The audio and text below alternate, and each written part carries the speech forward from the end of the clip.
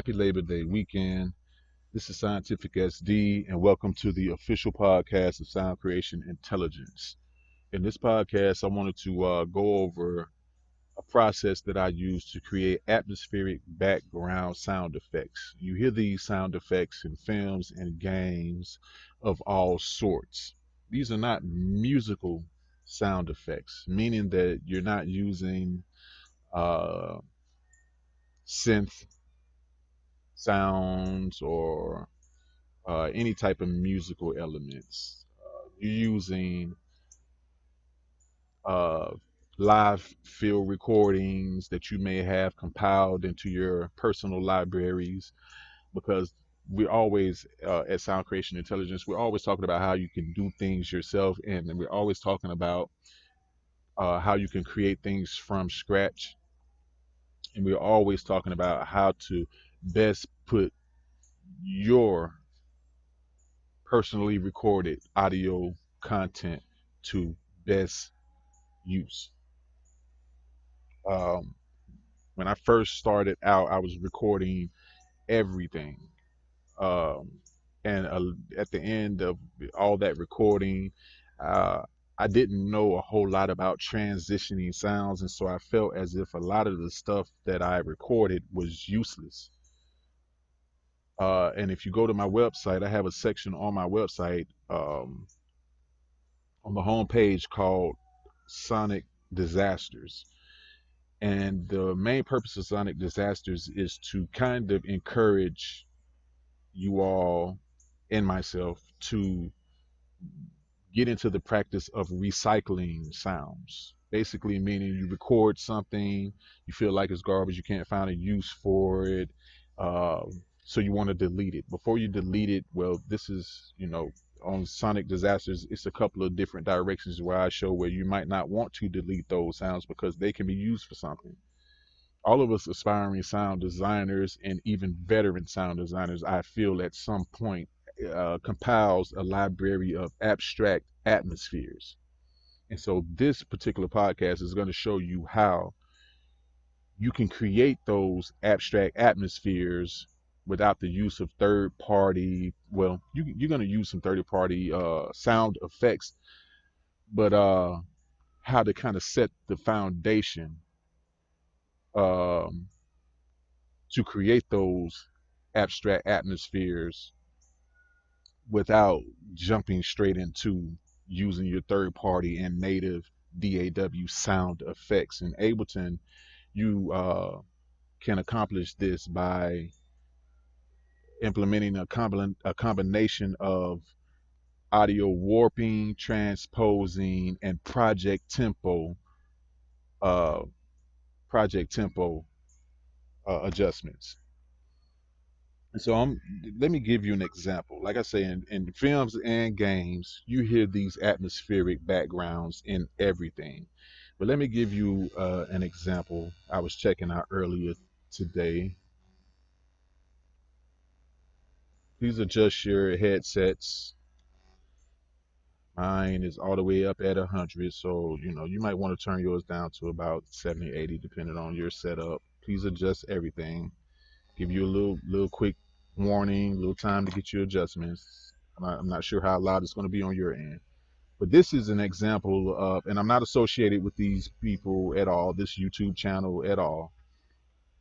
Just something I stumbled across, and the main thing that stood out to me because in our field of sound design, when you creating your sound designs, you should be envisioning some type of scene or a use for the sounds that you're creating. I imagine a lot when I'm creating scenes like this, where there's some type of robotic alien universe and world, and so I kind of create my sounds based off of these type of images and scenes because this is something you will see in a game like Star Wars.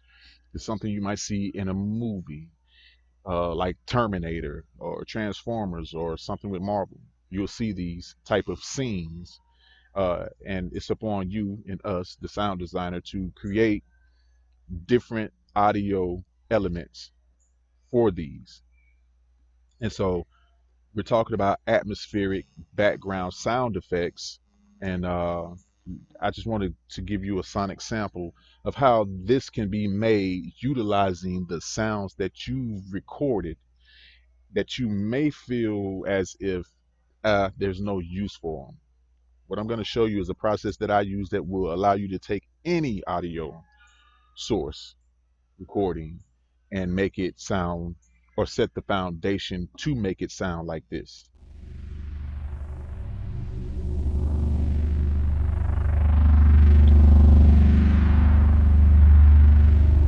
Once again, I am not talking about utilizing musical instruments to make these sounds. I'm talking about utilizing recordings of kids laughing, recordings of cans being crushed, footsteps, real recordings.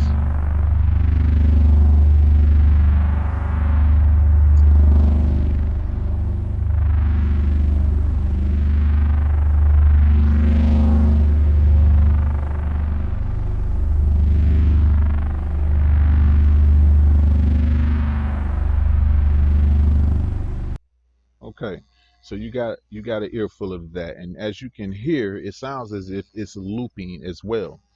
Well, in Ableton, I'm gonna show you how to set the platform, how I go about setting the foundation and the platform to be able to create a sound like that that seems as if it's looping, but it's not looping at all. So the first thing I'm going to do is capture a piece of, I'm just going to grab a piece of audio from my pre-recorded audio source files and drag it onto the board. And I'm going to utilize one of the more difficult uh, recordings that I have to for an example for this, because you wouldn't think that you can make something this long and that sounds that good from this. A piece of audio that lasts only seconds long. So this is how I go about doing this. I drag a audio file into an audio track channel in Ableton, and then I'm going to warp, transpose, warp, transpose, warp, transpose, consolidate, warp, transpose, consolidate, warp, transpose, consolidate, over and over and over until I get a length that I like. So boom, here we go. I'm going to take that warping feature off. I'm going to transpose it down. I'm going to warp it back, transpose it back. Okay, we're going to get that stuttering effect. All right, then I'm going to do it. Then I'm going to consolidate. So we're going to warp, transpose, consolidate. Okay.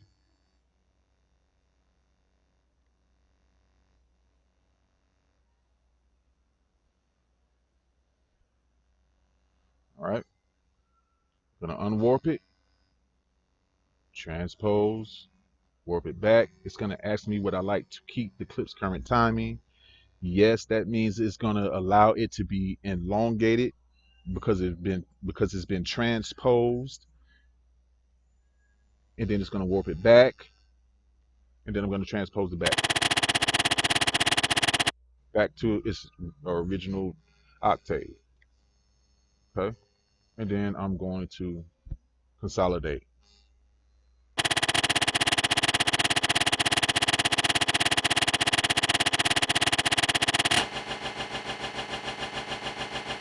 All right,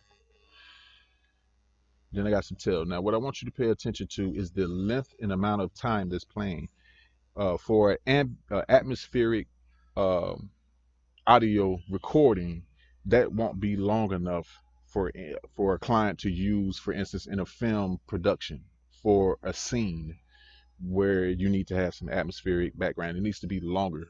Okay, so we're elongating this to make sure that it's a long enough piece of audio material that can literally be used in a film or a gaming sequence or scene. Okay, so I'm going to consolidate that, unwarp it, and I'm going to transpose it again because I'm trying to get it to a length that's cohesive for being in a scene, something that the audio editors and sound team can utilize for the scenes. And so we're at 2 minutes, a little bit over 2 minutes and something seconds. We're going to retain the current timing again. Yes. transpose it up again. And then we're going to consolidate it.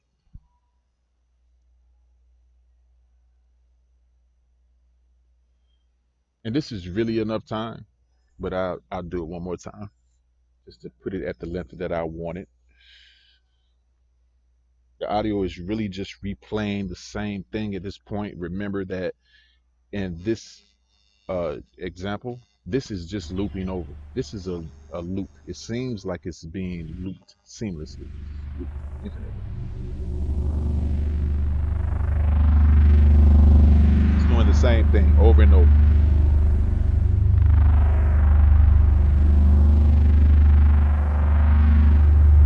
Okay? And so if you listen to this, looping over and over. Okay? So I've set the structure for that to just be looping over and over. And okay? And then I'm going to unwarp it. You want to consolidate it because if you consolidate it, if you don't consolidate it and then you warp it, it's going to increase or decrease the length of the entire clip. So you want to unwarp it. You want to make sure you consolidate it, I mean. And then I'm going to transpose it down again until it's at about 3 minutes. All right, it's all the way up to 4. So I'll take it back down.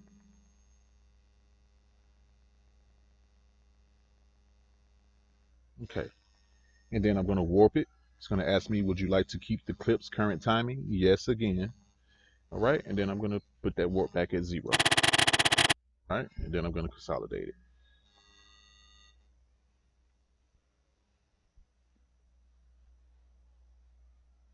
When you consolidate, you must click on the clip and then consolidate it. So it will consolidate the whole thing. Okay, boom. So now this is the architecture, the foundation. This is going to be the looping atmospheric background sound effect. Okay.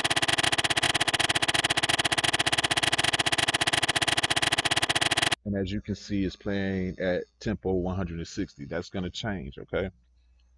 Now, the next thing that I'm going to do is, um, and I'm not, and please take note that I'm not going to apply any fade to this. Okay. Because I want it to be looping.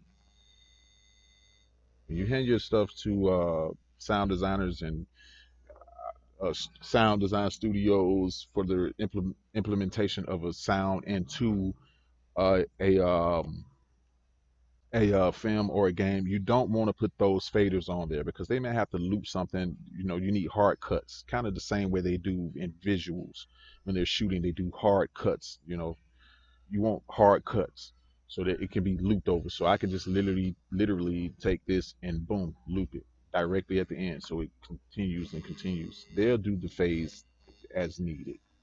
Anyway, so now I have this,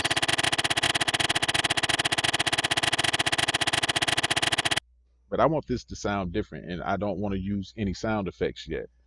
And I want some creative inspiration based off of this sound. So in Ableton, I'm going to start paying attention to the warping features of Ableton to the audio. I've already used it to just create an audio structure where whatever I do to this sound at this point, to this audio file at this point, applying effects or whatever, it's still going to be a looping. It's going to just continue to loop over. But now I want to change the warping features of this audio file so it'll play a little bit differently. And right now it's playing on a warp mode um, for beats and rhythmic audio. I want to change that to Complex Pro because Complex Pro deals with complex audio. And peep the change when I switch this. Now, this is in the default of, this is the default warping mode of beats.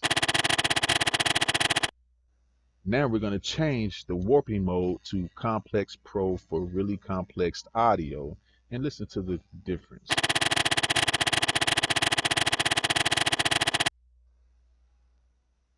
Sometimes when you warped something as much as we have in this situation, switching it to Complex Pro and leaving these parameters, the format parameters and the envelope parameters the same, will produce absolutely no change from the prior warping mode, which was beats or tones or textures or whatever. So in order to hear a difference, transposing has to come into play. So now I'm going to transpose.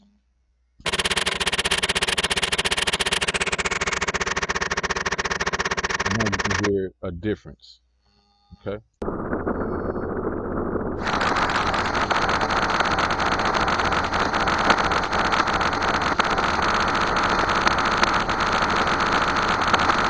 And so you can see how you've immediately gotten a different result. And keeping in mind, the transitioning process, which is so important to sound designers, has begun. It's been begun.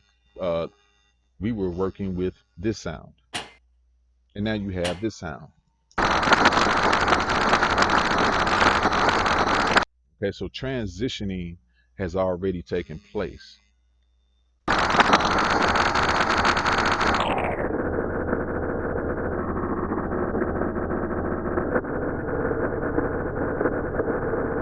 And what I like to do at this point is find something that sounds kind of smooth, which turn it all the way down does.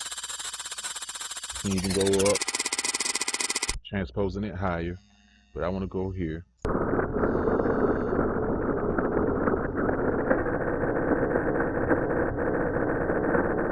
And now with a little forward thinking, if you're practicing on a regular basis, studying and checking out sounds, and you can hear where this can go.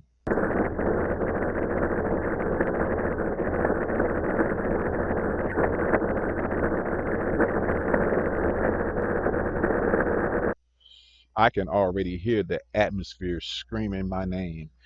It's so many things I can do. And I've created this foundation uh, without applying any external effects. No native effects, no reverb, no chorus, no delay from anything. This is by itself.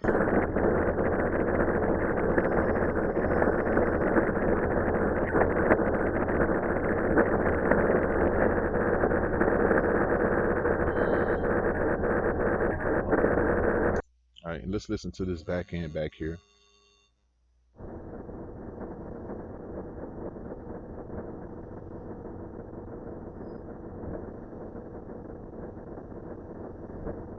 And so for me, that could be a whole nother part that I could implement. So I could chop that, go here and do this.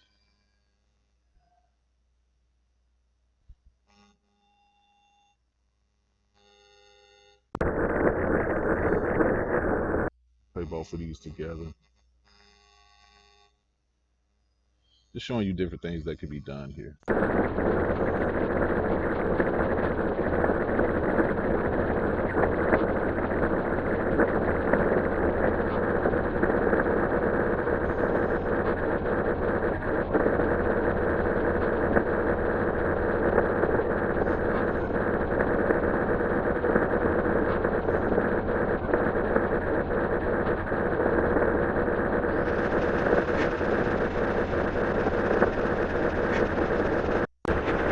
All right.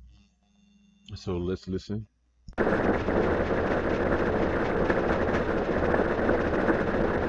crazy thing is, like I said, this already sounds like an atmosphere. You've already set up the foundation uh, for an atmosphere that's looping over. It seems as if it's looping, um, and it's already set. And so from this point, you can play around with these elements here: warping, the warping mode, the transpose. The HQ actually affects the high, the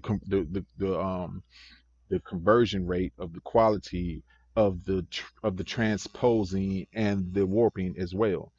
So if you don't want it to, if you don't want it to try to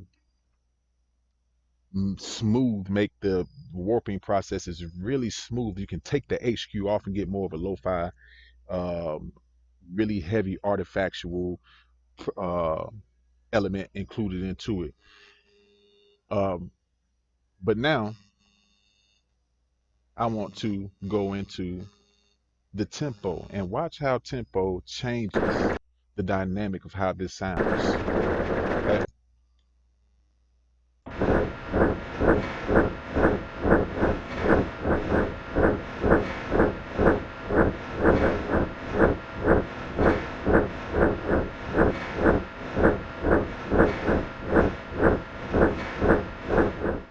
Now I found when I discovered this, that the tempo could affect this way, I was really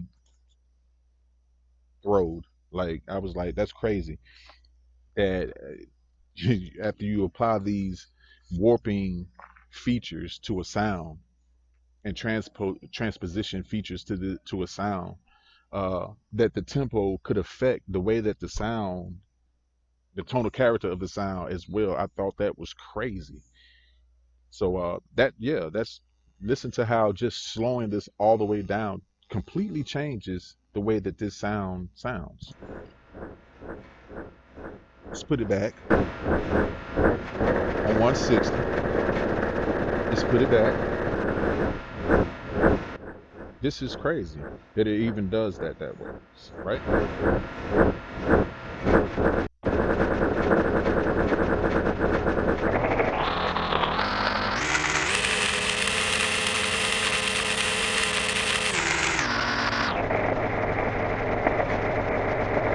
All right, and so that sounds really atmospheric. It's not playing too slow. That sounds really good. 226 BPMs per BPMs sounds really good. It really gives you some more atmosphere.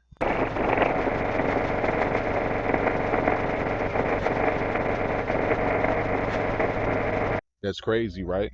And so I've just showed you a process that I use to transition audio files in my recording library.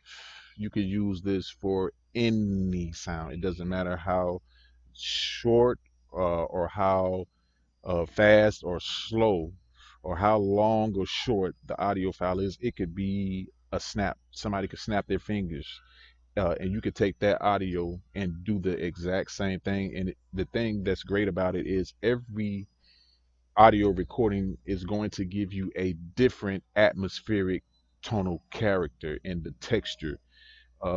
Every time it's going to give you something different. And then after you do something like this, that's when you can go into um, adding your effects. But you've already created some atmospheric background noise.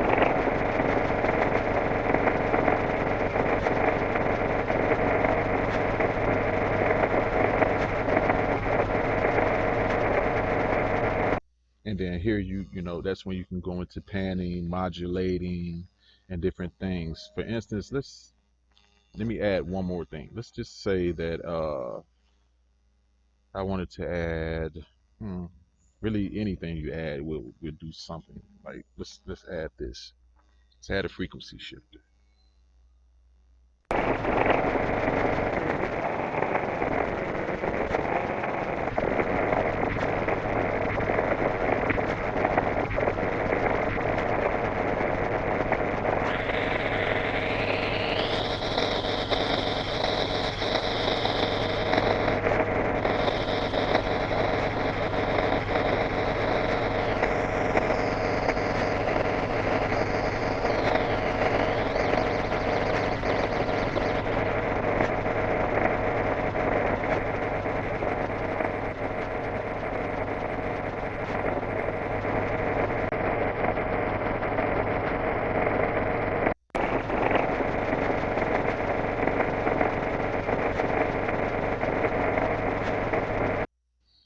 And then next, let's go to a plugin and add SparkVerb. I use SparkVerb. I actually have presets in SparkVerb. So watch this.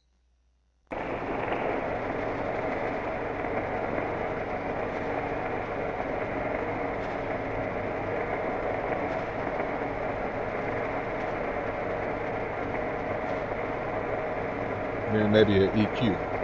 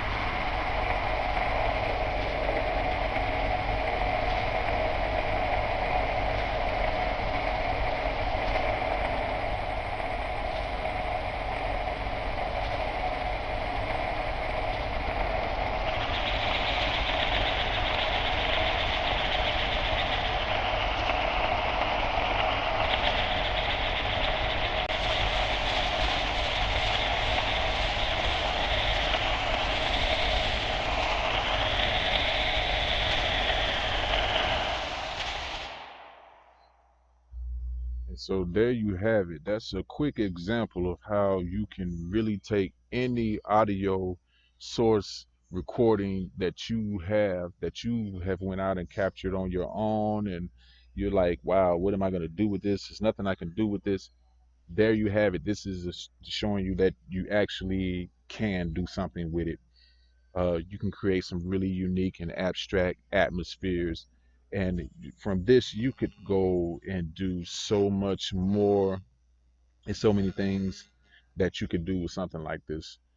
So, anyway, thank you all for checking me out. Please don't forget to hit that thumbs up button. Don't forget to hit that subscribe button.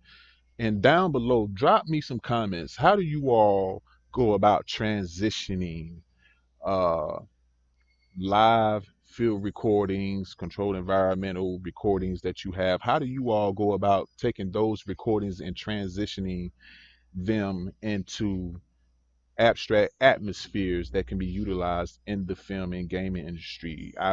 I'm very interested in knowing what DAW you use and what instruments you use, and um, what sound effects you use, and if you've ever been able to create something um, like an atmospheric background from scratch. Like, if you went out and recorded bird sounds or wind blowing and had a way to transition those sounds, those recordings, into atmospheric backgrounds without the use of any type of musical instruments to attribute the original recorded audio source file that you use. Give me your thoughts, drop your comments, and once again, don't forget to hit that thumbs up button. Don't forget to hit that like button. And I hope you enjoyed this episode. All right, this is Scientific SD. Happy Labor Day weekend. I wish you all nothing but peace and happiness. We'll get up the next time. Peace.